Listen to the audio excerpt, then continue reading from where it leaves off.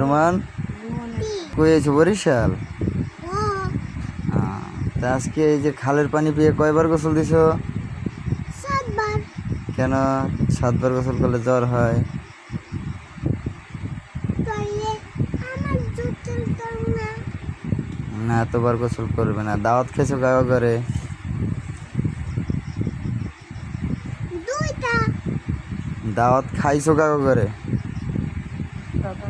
দাদা শুধু দাদা জোরে মিষ্টি চুরি করে খাইছো কয়টা? 4টা। এত মিষ্টি খাইলে শরীর করা হয়ে যায়।